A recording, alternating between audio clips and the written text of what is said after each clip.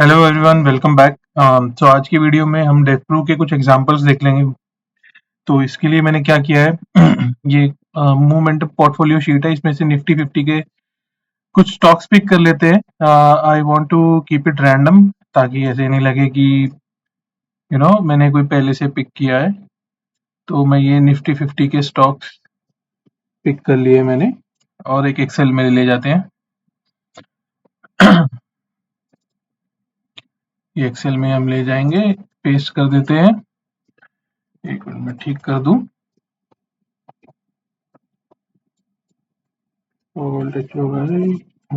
Okay, ये alignment करने के बाद यहाँ एक नंबर दे देते हैं।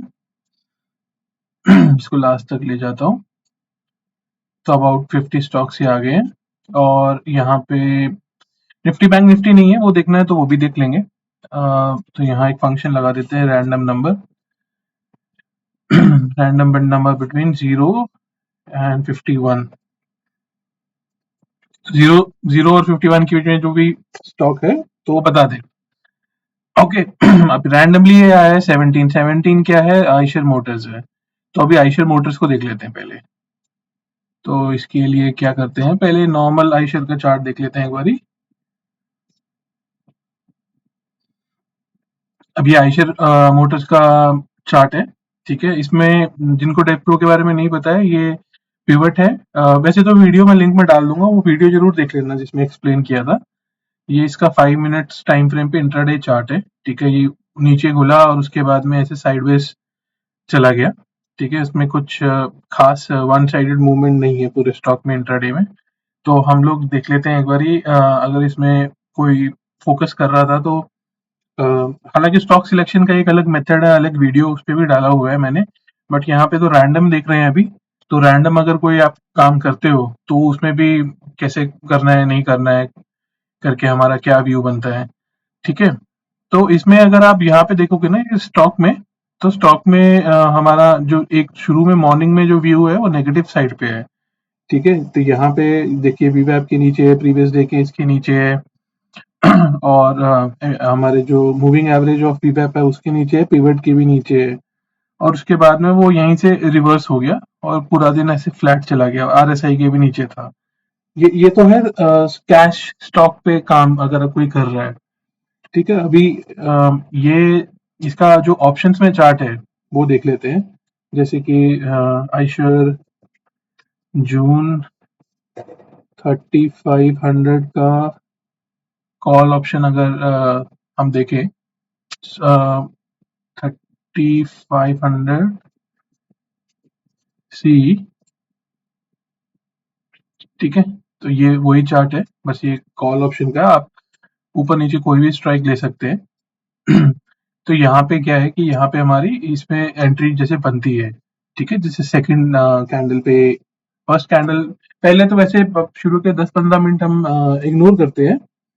जैसे कि अगर आप यहाँ तक 10-15 मिनट मार्केट सेटल होने के लिए इग्नोर भी करो तो उसके बाद भी हमारी जो कंडीशंस है वो फुलफिल हो जाती है। और थर्ड फोर्थ कैंडल से क्या है कि वो वीवैप के ऊपर ट्रेड करने लगता है, तो वहीं से एग्जिट भी ट्रिगर हो जाता है। क्योंकि ये ऐसा एग्जाम्पल मिला हमें जो पहला ही दूसरा कैंडल इतना बड़ा जहां बन जाता है, तो उसके बाद में यूजुअली स्टॉक जो है पूरे बाकी के दिन में वो साइडवेज रहने की कोशिश करता है। ऐसा बहुत बार देखा गया है कि जहाँ पे पहले ही 15 मिनट का कैंडल इतना बड़ा हो जाता है, तो बाकी का जो पूरा दिन है वो वॉलेटिलिटी सेटल होने में ही लग जाता है उसको अपनी अगली मूव बनाने के लिए। तो अगर आप कोई गलती से ले भी लेता है, राइट, अगर ये आप कॉल, मान लीजिए मैं ट्रेड कर रहा हूँ, मैंने देखा कि सारी कंडीशंस जो है वो सेकंड या थर्ड कैंडल पे फुलफिल है, तो उसके बाद जब ये वीवैप के ऊपर सस्टेन करने लगता है तो यहीं पे हम एग्जिट हो जाएंगे इसमें, करेक्ट, क्योंकि उसके बाद हमारी कंडीशंस फुलफिल नहीं है। तो ये एक एग्जांपल है। या फिर अगर आपने कोई स्टॉप लॉस रखा हो, पर इस केस में क्या आप स्टॉप लॉस रखेंगे, क्योंकि प्रीवियस स्विंग हाई जो है और प्रीवियस पिवट लेवल है वो बहुत ऊपर है। तो रिस्क रिवॉर्ड से भी फेवरेबल नहीं बनता है ये ट्रेड करने के लिए। और वैसे भी जो ओपनिंग कैंडल के बेसिस पे भी ये फेयर फेयर ट्रेड नहीं होगा, मतलब वो बहुत ही ज्यादा एग्रेसिव हो जाएगा इसको ट्रेड करना। बट ऐसे एग्जांपल देखना भी जरूरी है, ताकि अगर ऐसा सिनेरियो फेस हो तो उस केस में हमारा डिसीजन मेकिंग प्रोसेस कैसा रहना चाहिए।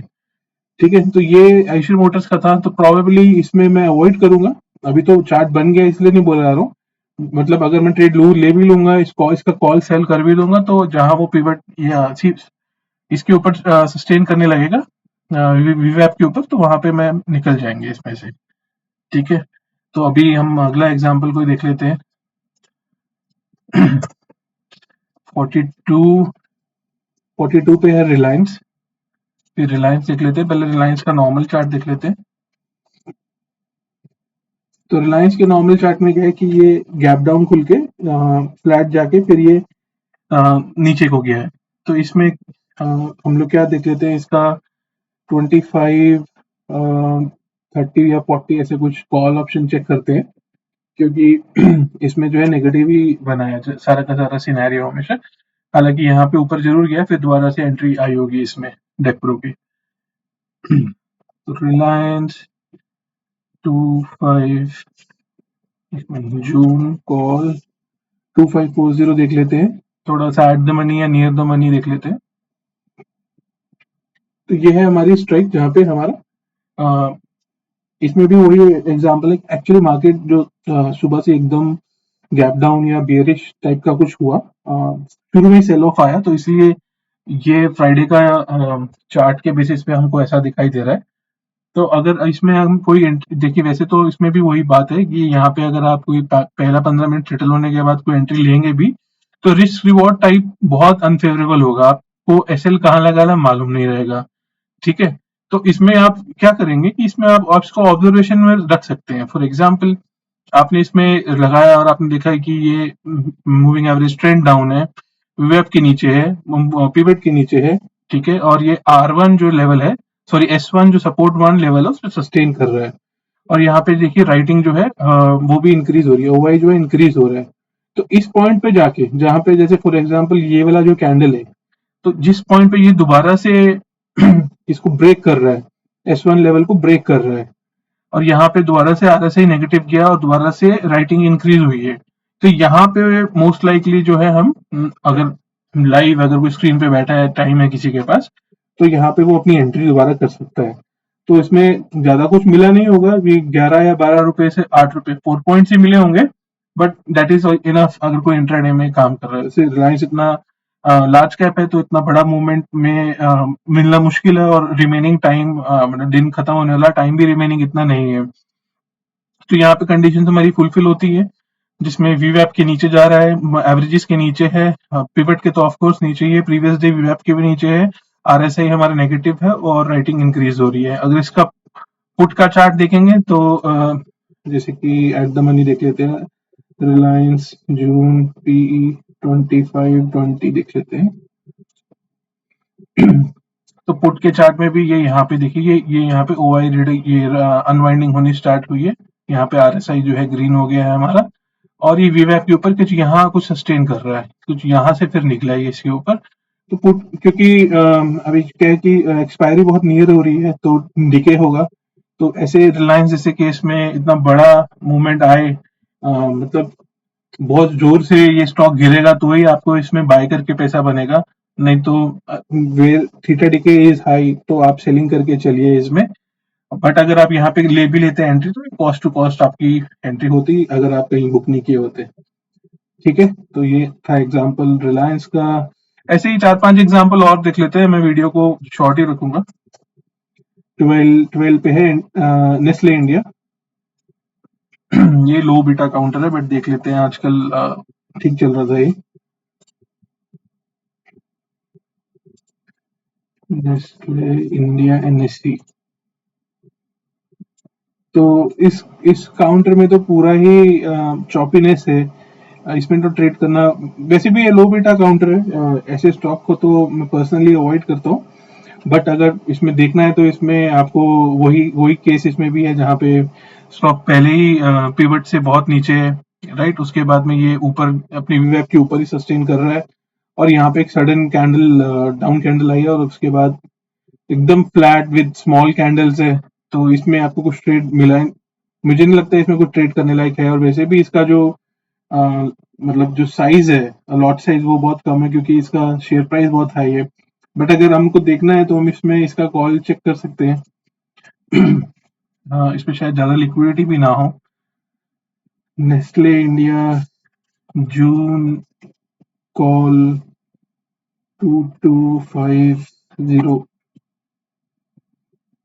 तो वही इसमें है कि यहाँ पे जैसे आपकी शुरू में एग्जाम्पल सिनेरियो ट्रेड बनता है, उसके बाद से ये यूएफ के ऊपर दोबारा सस्टेन करता है, ठीक है। बट यहाँ पे जो अगर आप देखेंगे कि यहाँ पे ओआई इंक्रीज नहीं हो रही है, मतलब हमको राइटिंग पॉइंट ऑफ व्यू से हमको चाहिए कि हमारी ओआई मूविंग एवरेज के ऊपर हो, तो वो नहीं है इस केस में। तो इस केस में हम इसको अवॉइड करेंगे, करेक्ट, क्योंकि हमारी सारी कंडीशन फुलफिल नहीं हो रही है। आप चाहे तो दूसरी कोई स्ट्राइक लेके भी चेक कर सकते हैं, बट अगर मैं एट द मनी या नियर द मनी पे चेक कर रहा हूँ तो इसमें कोई मेरा एग्जाम्पल सेट नहीं बैठ रहा है।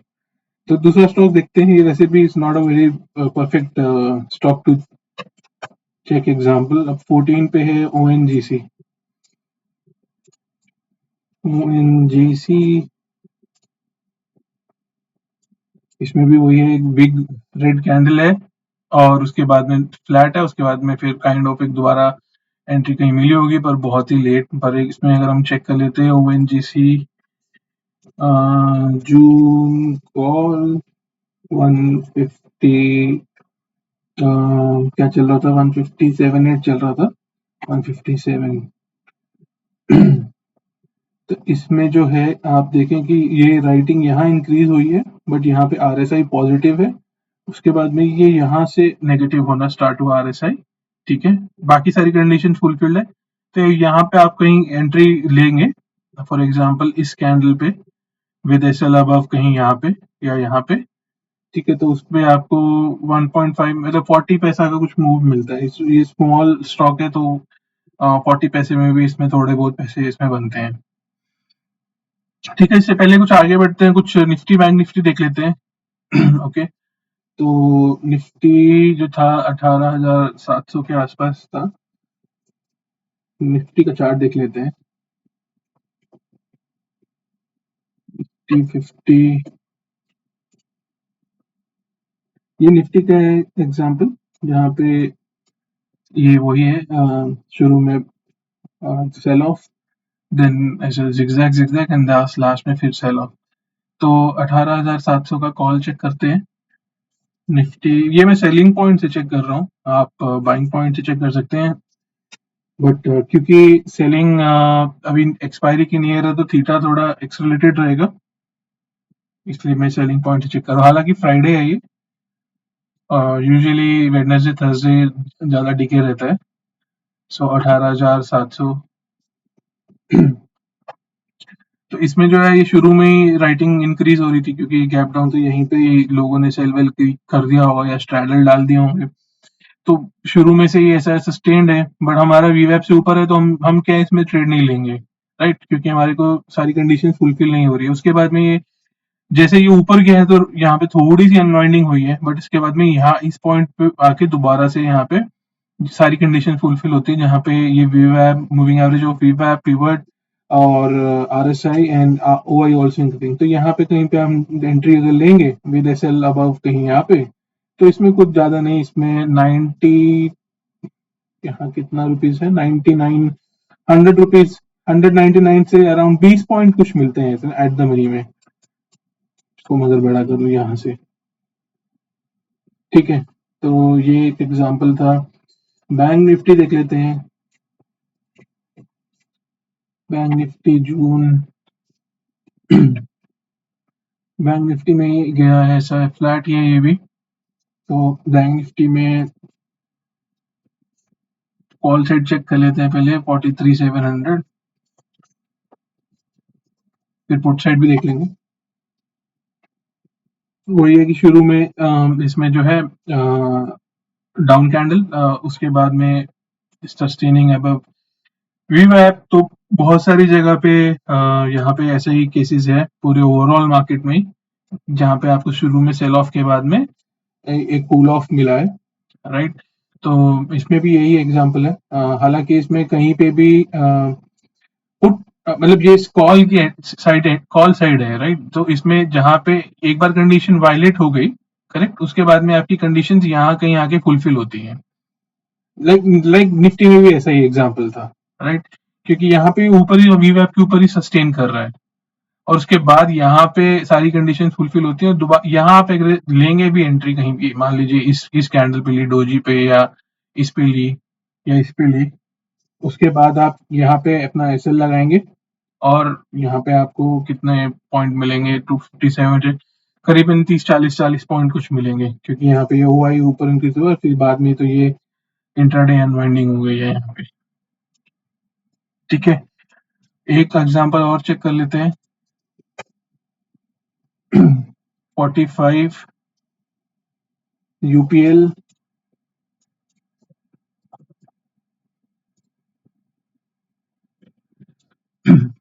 ये यूपीएल का चार्ट है इंट्राडे। ठीक है, ये यहाँ पे फर्स्ट सेकंड थर्ड कैंडल में सस्टेन किया है, और इसके बाद में ऐसे ही चला है। उसके बाद में ये यहाँ तक वीवैप के नीचे ही रहा था, बट यहाँ पे मूविंग एवरेज जो है टर्न हो गई, आरएसआई टर्न हो गया, तो अगर हम एंट्री लेते हैं यहाँ पे कहीं पे, तो यहाँ कहीं एंट्री हमारी एग्जिट हो जाती है, दोबारा एंट्री लेना पड़ता है। तो बेसिकली ओवरऑल पूरे डे में जो अगर आप देख रहे हो अक्रॉस द मार्केट, अगर मैं सिर्फ फ्राइडे का एग्जांपल लूं, तो इसमें क्या है कि चलिए ये तो पूरा हम सारा मार्केट में एक ही एग्जांपल देख रहे हैं, ओवरऑल सेम ही सिनेरियो मार्केट में बिल्ट है।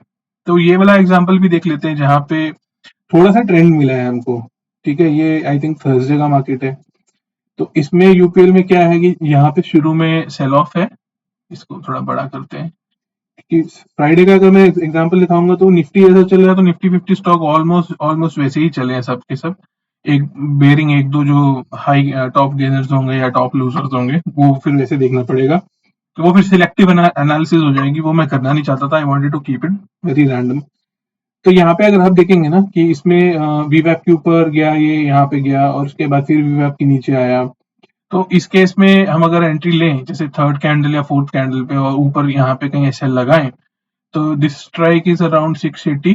तो थर्सडे का एग्जांपल देखते हैं, उसके बाद ये पूरा नीचे गया है। तो मैं बायर नहीं हूँ, क्योंकि मैं बाइंग साइड से दिखा देता हूँ, बट सेलिंग साइड से यूपीएल जून सी, हम जुलाई में भी आप चेक कर सकते हो, अगर आप बाय हो रहे हो, तो मैं एडवाइस नहीं करूंगा जून में बाय करूं। जून 680 कॉल,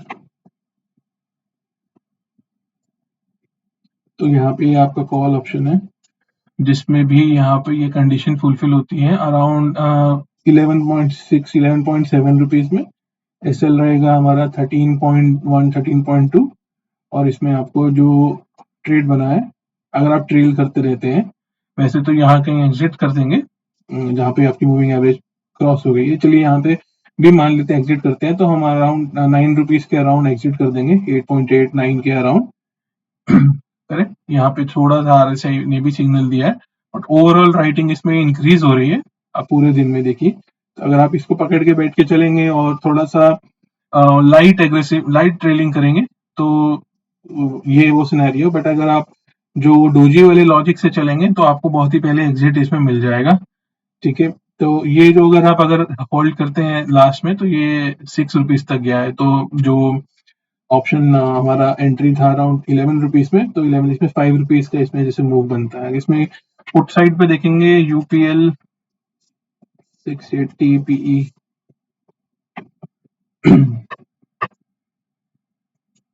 तो पुट साइड में इसमें एंट्री आपकी यहाँ कहीं बनती है, जहाँ पे ये ओआई रिड्यूस हो गया है, आरएसआई और ये सब तो पहले से ही था, तो अराउंड दिस कैंडल पे तो थोड़ी फार एंट्री हो रही है, तो ऐसी entry I definitely ignore. But आप कर भी जाएंगे यहाँ पे एंट्री, तो 8 रुपीज से आपको 9.5 है, बट उसके बाद में देखिए वो एक शार्प, क्योंकि इतना जब होता है ना, थोड़ा आईवी इन्फ्लेट हो जाते हैं, और उसके बाद में एक सडन रिवर्स कैंडल पे पूरा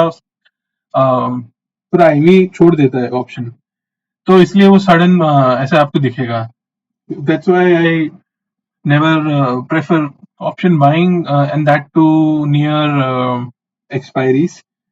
So this is another example of stock, हालांकि ये उसके बाद में बॉम्ब ब्लास्टिंग होके ऊपर तक चला गया, 11 रुपीज तक हो गया, but then you need to hold on to it अगर आपके पास वो एपेटाइट है. बट यहाँ पे फिर where RSI and moving averages and other things have turned negative, so I definitely don't hold if I'm an option buyer. तो option buyer को quick move capture करनी है, क्विक एंट्री और क्विक एग्जिट करने हैं. एक दो एग्जांपल और देख लेते हैं. 35 is SBI Life. तो ये रैंडम स्टॉक्स आ रहे हैं. तो ये तो फ्लैट ही डे है. अब इसमें कुछ भी ट्रेड करेंगे क्या ही कुछ भी छोटा मोटा कहीं ऐसे चला जाएगा और गया भी है.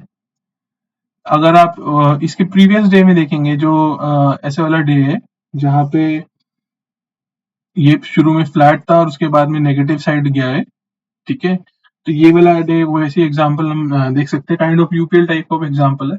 ये राउंड नंबर स्ट्राइक इसमें 1300 है. तो एसबीआई लाइफ 1300 कॉल ऑप्शन जून. तो ये थर्सडे के डे में आप देखेंगे.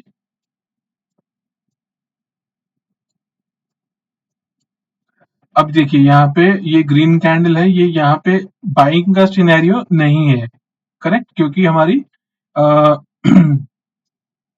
ये हमारा वीवैप के ऊपर है. हाँ, बाइंग का सिनेरियो इसमें पॉसिबल है, बट इसमें अगर हम ये हमारी क्योंकि वाई रिड्यूस हो रही है, बट अगर हम इसमें बाइंग करेंगे तो यहीं कहीं पे जहाँ पे वीवैप से नीचे ये बिग रेड कैंडल है, यहीं पे कहीं पे एग्जिट हमको ले लेना पड़ेगा.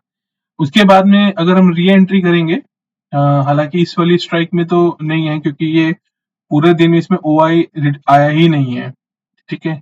तो अगर आप थोड़ा सा और पीछे जाएंगे, एसबीआई लाइफ, एक सेकेंड, एसबीआई लाइफ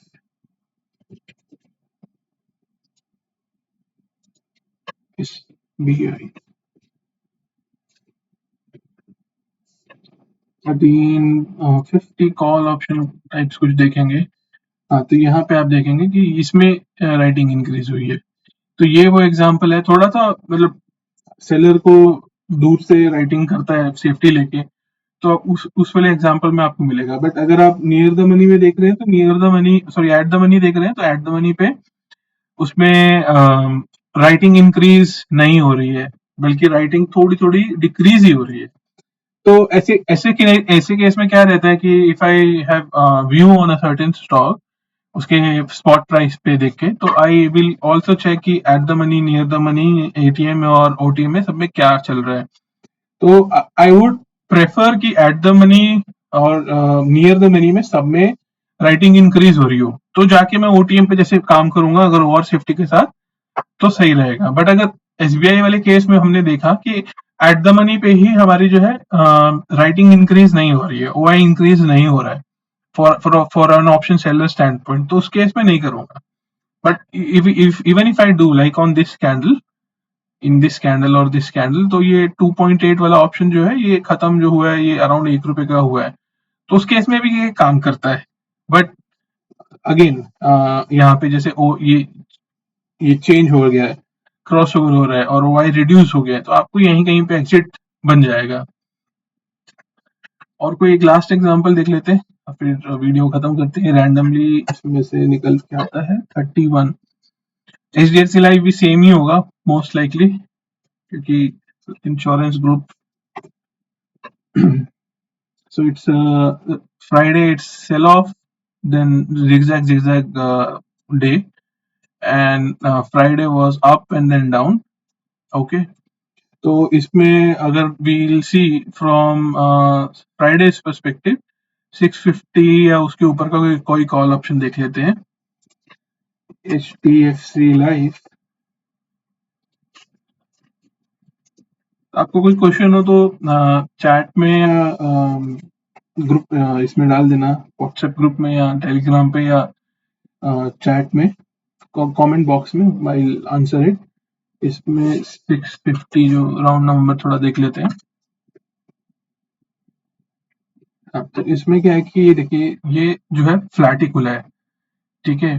मतलब ये यहाँ बंद हुआ है और यहीं कहीं कैंडल पहले खुली है, तो पहली या दूसरी कैंडल के बेसिस पे अगर आप यहाँ पे कहीं ऐसे लगाएं, ठीक है, ये इसका हाई के ऊपर में, तो यहाँ पे हमारा ओआई इंक्रीज हो रहा है, आरएसआई डाउन है, मूविंग एवरेज डाउन है, वीवैप के नीचे है, मूविंग एवरेज वीवैप के नीचे है, ठीक है। तो आप यहाँ तक इसको होल्ड करेंगे, जहां तक ये ऐसे टर्न नहीं हो रहा है यहाँ तक इसको होल्ड कर सकते हैं, जहां पे ये जा गया है। तो इसमें आपको 5 रुपीज से अराउंड 2.4, लगभग लगभग 2 पॉइंट्स मिल जाएंगे, given the bid ask spread and everything.